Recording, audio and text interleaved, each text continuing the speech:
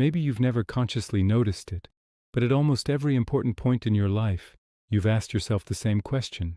How can this be a coincidence? Someone suddenly appears in your path, an unexpected turn, a text message from someone you weren't thinking about, arriving at exactly the right moment. We call these coincidences. But here's what you might not realize. These so-called coincidences aren't actually that coincidental at all. The problem is that the modern world struggles to explain these events, because the mechanisms working deep within life operate outside the traditional frameworks of physics and logic. If you're not ready to examine this, your life looks like a chain of coincidences. But if you're ready to open up to it, a completely different landscape emerges. In today's video, we're going to walk this path together. You'll understand how your inner frequency, your internal vibration, your emotional landscape attracts specific people, situations, and even the decisions you end up making. Look at a musical instrument. When you press a note on a piano, a string somewhere else in the room vibrates at that same frequency. There's no thought involved, no decision, just pure physics. So how does this physics play out in human experience? Carl Jung, one of the most visionary psychologists of the 20th century, explained it like this. The emotions you carry in your unconscious mind, the repressed desires, the unresolved conflicts, and your shadow, the parts of yourself you refuse to see, exist as active energy. This energy isn't passive, it's powerful, and it attracts whatever in the world vibrates at that same frequency. To understand what this means, let's start with a simple example. Notice how someone who's depressed tends to experience disappointment. That's not just bad luck. In that person's internal state, depression is vibrating. There's no hope, no meaning. The unconscious acts like a filter. Not only can they not see life's beautiful aspects, but often the very experiences that feed their depression coincidentally keep showing up. The opposite is also true. Notice someone who's awake and optimistic. What do you see? They look at the same difficult situation and see an opportunity. The same event transforms into a lesson in their life. The difference isn't just mental discipline.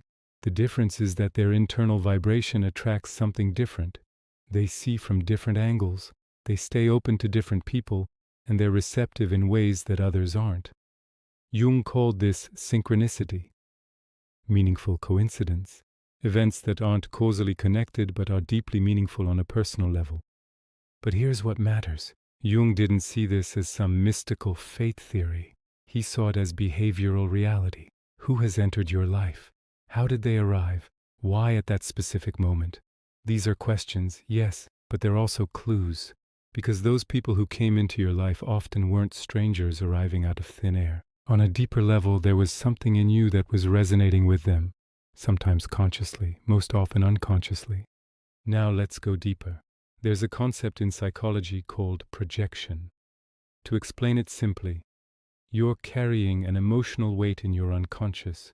You don't fully recognize it. You're afraid of it, or ashamed, or the thought of it is just disturbing. That's when the unconscious does something revealing. It projects it outward. You start seeing it in someone else. Let me give you an example. Say you look back at your childhood and realize that love came with conditions. Your parents loved you, but only when you were good enough. As you grew up, this conditional love took root inside you, but recognizing it and feeling it fully is too heavy. So what happens? Your unconscious finds it in other people, in the world outside. You're attracted to people who can't give you unconditional love. Emotionally unavailable partners, distant approaches to intimacy. Why? Because these people are mirrors of an old wound you haven't healed, one you've projected onto them. Do you know why I'm telling you this? Because the feelings you have for that person actually point to what that person represents, not to who they actually are. Most of the time, these individuals aren't particularly special in their own right, but you make them special because they awaken something repressed inside you. This psychological mechanism is the foundation of most of our encounters. They attract you. You attract them. Most of the time, this attraction feels like love, passion, or desire. But if you look deeper, it's actually about solving an internal equation. So what's the point of understanding this? Here it is. If there are patterns repeating in your life, constantly attracted to the same type of person, facing similar situations, always ending the same way, then the same unconscious map is playing itself out again and again. But the moment you notice this pattern, you're no longer its puppet. We need to open another dimension here: timing. During Jung's years as a clinician, he noticed something fascinating. When people weren't at a psychological turning point, relationships that seemed to be pulling away from them would actually disappear. But when someone's inner world began to need something, during a crisis, when questions started emerging, when old patterns were cracking, that's when people showed up. Think about it. After a breakup, sitting alone in an empty apartment for the first time, your brain is naturally looking for something. You open your phone, and suddenly, someone you haven't heard from in 5 years texts you. Coincidence? Partly, yes. Statistically, that person might have been thinking about you too. But the timing, when repeated, means something different entirely. You're receptive, you're open. A vulnerable person grasping for something finds exactly what they needed at exactly that moment. Modern psychology calls this cognitive openness. That is, the stress held within internal conflicts makes the unconscious more active. And that unconscious, while searching for things that resonate with it, can find them more easily. When you are emotionally activated, simple coincidences take on different meanings, because you're now a filter, and a conscious filter is incredibly selective.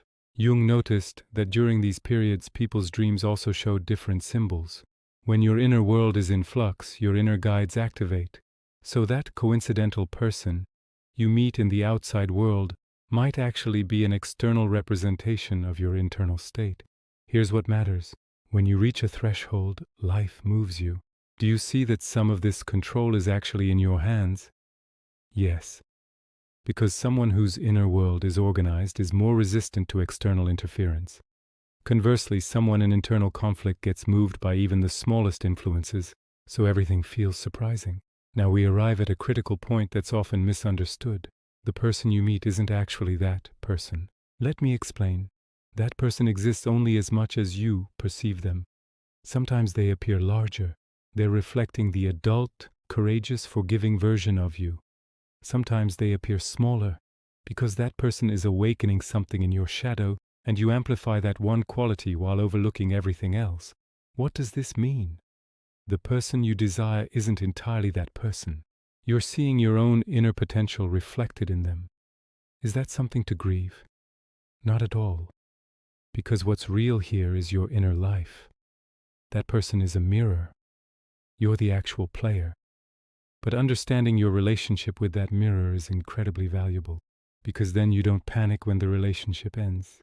Instead of thinking, I'm losing this person, you realize something inside me is changing, evolving, because that's actually what's happening. When someone leaves your life, you're usually not losing the person.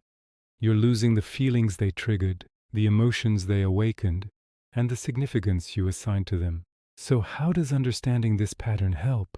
Very simply, if you're repeating relationship patterns, seeing recurring themes, falling into the same emotional dynamics over and over, the problem isn't choosing bad people. The problem is that your internal map, your unconscious blueprint, hasn't changed. Unless that internal conflict is resolved, your unconscious will keep attracting you toward the same type of person. The relationship changes, but the program stays the same. Now we arrive at what might be the hardest but also the most beautiful part. Some of the people you meet don't open you up, they break you, or they open you while breaking you. These aren't relationships, they're earthquakes. And of course you ask, why me? Why did this person show up right when you were starting to heal, right when you were beginning to feel better? Why does this person come and bury you somewhere else? According to Jung, this mechanism is part of what he called the individuation process, the process of becoming whole as an individual, meaning when a fire ignites in your inner world, sometimes life itself needs to set fire to you too. Harsh, painful, maybe even terrifying, but transformative. Some people enter your life to transform you, not for comfort, but so you can see the truth you deserve to see. You've been lying to yourself for years. This person comes to drag that out into the light. Their voice is usually loud. They seem merciless. But understand this, that's not cruelty. Their refusal to let you self-destruct is so powerful that letting you go is what they have to do to set you free. These are the hardest separations, because these aren't consciousnesses trained in waiting for you. Instead, they're pushing you toward change. But here's what you need to know. Over time, the pain that comes with them can become your greatest gift, because only after that break can you move from your old life to your new one, seeing them not as a person, but as a doorway, an opening. Finally, to understand what all of these encounters mean, we need to open the concept of forgiveness. What is forgiveness not? Forgiveness is not justifying mistakes. It's not saying what that person did didn't matter. Forgiveness is much simpler, but also much more revolutionary. Forgiveness is seeing that that person was also just a limited human, just as ignorant as you, just as afraid, maybe a bit less conscious, and within those limits they did the best they could. Forgiveness is choosing not to let that person's actions continue to have a home in your life. It's cutting the cord that ties you to the pain, the anger, the things they made you carry. You know what happens when you don't forgive?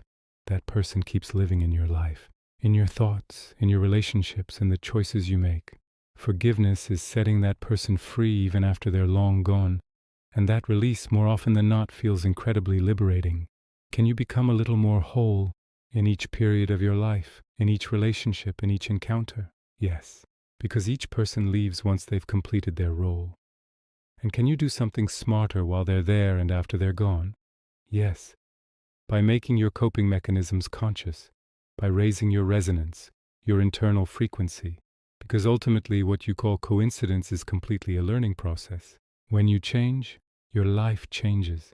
As you become more conscious, your life becomes more conscious. Nothing is coincidence. Everything is a mechanism designed to move you one step further along, each script playing out in its own way, each encounter teaching you something you needed to learn. Your life is calling to you. Are you listening?